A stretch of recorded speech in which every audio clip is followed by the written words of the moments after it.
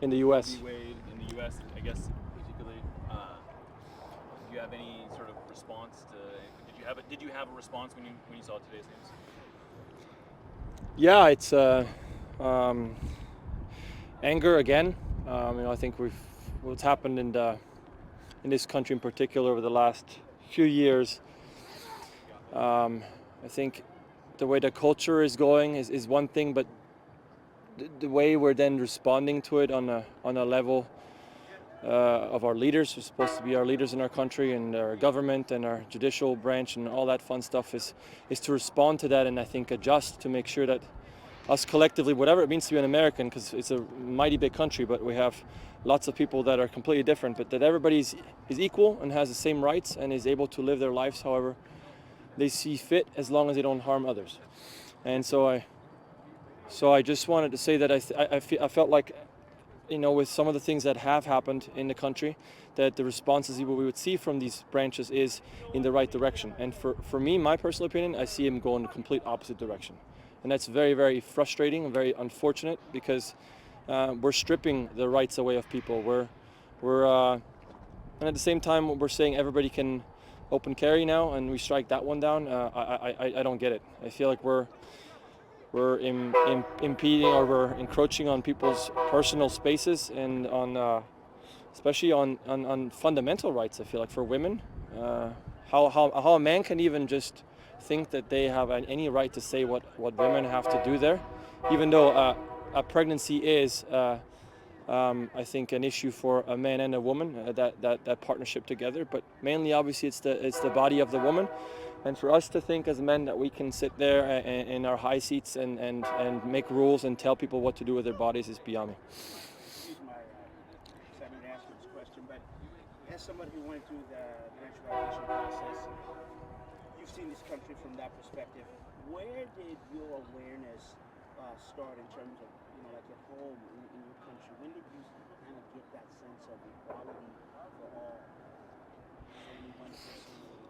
I mean, I think I grew up in Switzerland oblivious to all those things. I was a kid. I'm not going to sit there and preach that Switzerland was perfect, and I knew all these things that were happening, and by no means is Switzerland perfect. But I think as I got older, and especially as things like that come up, like identity and citizenship, what does that mean? What does a country stand for? What is the vision for an America? All those things, right? For me, freedom is the big one, and it's still, when you talk to outsiders coming to this country, it's the land of opportunity, freedom, and equality, and all those things. And I feel like we're going in the wrong direction. We're closing our borders. We're taking away rights of people. I mean, what's next? Sounds like one of the Supreme judges already said what's next, by striking up same-sex marriage and going back to that, possibly even interracial marriage, all that stuff, which is just wild. I mean, it's 2022 at this point. I have to remind myself, because it sometimes feels like we're 100 years in the past. It's ridiculous. Not to get too personal on this, but the days like today ever make you question your decision to become an American citizen, or maybe the opposite? No, opposite. 100%. I have a platform. I have a very, very small platform. I'm aware of that, but for me, it's a grassroots movement. I notice that when I'm out here and I have a little kid watching me play soccer, to them I'm a hero, and it reminds me of when I was a kid and looked at my local goalkeeper, and he was my hero, and I could influence him. And the way I want to influence kids, and I have that platform for that, at least on a local level, is to show kindness to people, to treat people with equally in everything, give everybody an opportunity. And if I can really rub at least some of those values off on some local kids, then that was all worth it. Steph, soccer question. I know you talked earlier in the week. Somebody asked about a trap game this week. That's not how you're looking at it, I know that. What do you think about Kansas City and how dangerous are they? Yeah, trap game. I wouldn't look at it as that. Yeah, and I haven't really heard us use it amongst the team. So, but we know they're a dangerous side. They've been able now to put a couple results together. One in Nashville, and then obviously an Open Cup, a demanding result there, or commending result there. So we already knew that they have quality, and we already knew that they were underperforming. So it's not like we were gonna really look at it as a different approaches in a different way. But I think you have to try to see what it is from their perspective. Maybe that they've just had 2 really good results. They're going again, coming into this place, which tends to be a place where if teams do find results, they find a lot of confidence in that result. So maybe this is the moment for them to go ahead and turn their season around and start climbing themselves. So we're well aware of that, and it's going to be a fight. I said it a million times already, but Vermes always gets them up against us, and I don't expect anything less. How much is emphasis on you guys in terms of continuing the momentum you built? I know it's 1-1 draw, but you're home, and then continue to build momentum. Yeah, I need to, because this homestay run is coming to an end soon, right? I mean, we have this game now, and then I think it's Montreal midweek, but after that we're going to find ourselves on the road quite a lot. So we need to try to make the best of it. I think we started out brightly, and then again, I think on the 1-1 result against LAFC, you can take some positives and negatives away. I think they're the league leaders for a reason, so I like to look at things positive. We were able to keep a very potent offense somewhat limited, so that's good. So we got to keep it going. We have 2 more games at home, and we got to maximize our points at home. It seems like regardless of where you guys have been in the standings, there's always been some sort of calmness and confidence within the group that everything's going to be okay. Can you talk about what is it about the group that makes them so comfortable with what they are and what's coming up for this team?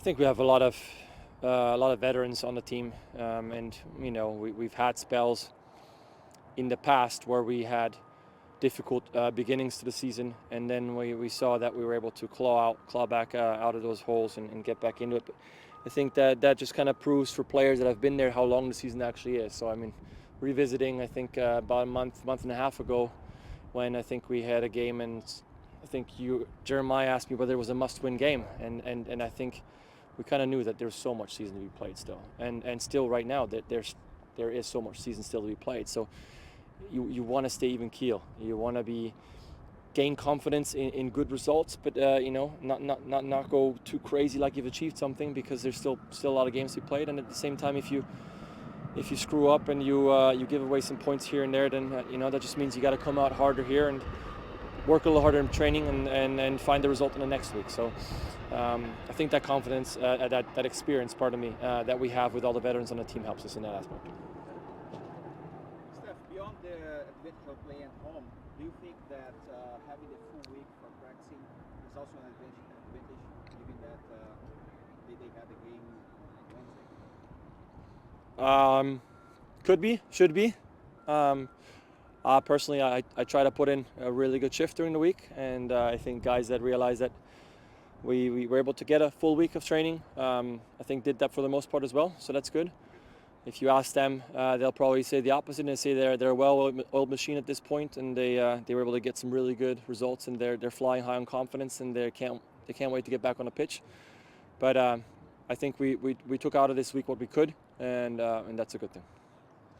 Albert was one of those pieces that kind of came on into this group, and I wanted to get your take on what he's done both on the field with the JP absences and things like that, as well as internally within the group. Like, how's he fit? How important has he been in those aspects now that you've had X amount of time with him within the group? I think the first thing is integrating a guy like that into the squad, and also a player of that caliber and with that resume. How willing is that player to really integrate?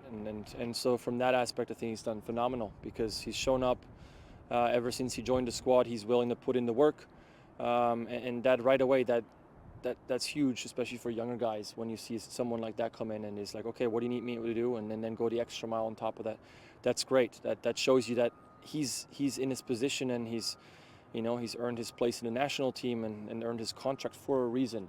And so those are all things that you need to see. And then I think he's a good guy. Guys look up to him, not just with his quality that he brings, but also he's a good guy in the locker room, well liked. And the other thing I would say, and we kind of approached that one before, is that maybe with our squad he's forced to play a little bit more defensively.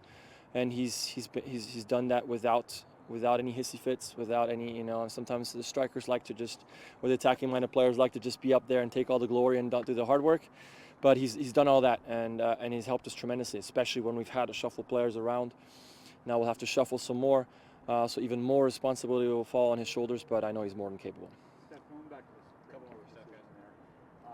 When things like this come up in the world, whether it was this or what happened in Uvalde, how much does that come up when you guys are just hanging out in the locker room with you and the teammates, just as points of discussion, as things that you guys open talks with everybody, just to kind of share where people are at mentally and things like this? It depends on some issues are very. This is I'm making this point on purpose, but some of these issues are very much not on a global level, but on a national level, and we have quite a few players that are not from this country. So this is our problem, and there's some players that will play their maybe their whole career here, but they'll go back to their country, and so for them they don't understand maybe some of those things that we're discussing here, and maybe some of them, I don't want to say they don't care, but it's just not really on their radar, like someone who consciously made a decision to make this their country, or someone who was born here and this is their country, or someone who's had experiences with women in their lives that needed help or whatever, and are therefore now directly impacted, or have a personal story that goes with it, or have been part of an unfortunate situation like Uvalde, right? So in Switzerland I never had that. Right. I mean, we seem to be a country that keeps doing this, and yeah, some lawmakers are saying this is a sacrifice we pay for our rights. I think that's ridiculous, and we need to make our sacrifices so we can protect everybody and live a good and happy life in a country that everybody wants to be part of, can really be free and pursue their dreams.